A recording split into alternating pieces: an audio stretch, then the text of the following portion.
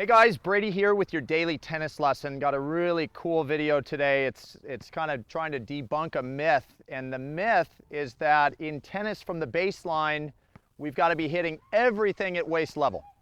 All right, and there is definitely a reason that coaches over time have thought that hitting at waist level is an absolute must, and I firmly believe, just being, a player that started in the early 80s, that the way the ball was struck at the baseline was very flat compared to today's ball. And because it was flat, it couldn't have too much height on it because it would go out. So generally, a lot of shots came in where striking at waist level was, definitely the desired shot. And I'm not saying that waist level is a bad idea. I think I generally hit a majority of my forehands at waist level. But with today's modern game, the strike zone for where to hit the shots at the baseline is definitely expanding. And I want to go over a couple scenarios today so that you guys jump on board with this idea that we don't have to be rigid in the idea that everything needs to be at the waist. So the first one of those would be an on-the-rise ball.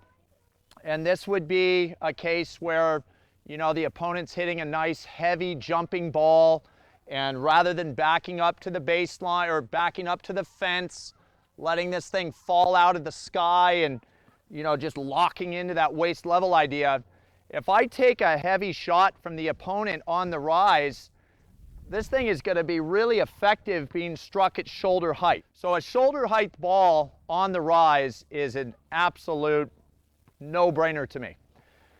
The next scenario would be a short kind of floater.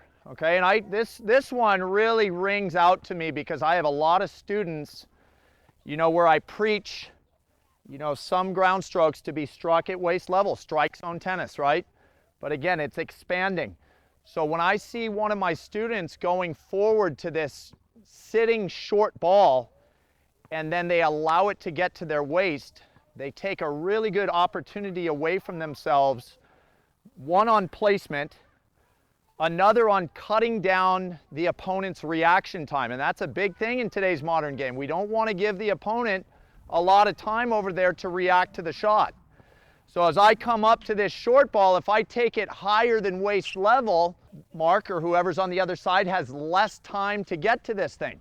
So for me, the strike zone now, which used to be this waist level idea, and it's the myth we're kind of eliminating today, strike zone nowadays can be from your knee pretty much to your shoulder. I see a lot of really quality shots from the pros now. You see him hook that heavy spun ball off the vertical forehand. Nadal just rolled through the French Open with that shot. A lot of times he'll make contact a little lower to swing up, get that spin. So a strike zone now from shoulder down to the knees, totally okay by me. So let's not go out and be rigid and think that the only place to hit the ball is waist level, because it's just not the modern game anymore to hit in one spot only, okay?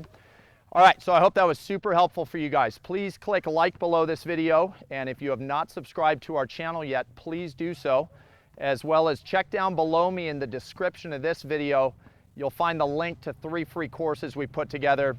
I think you'll find those great as well. All right, so until next time, be well, and we'll see you soon.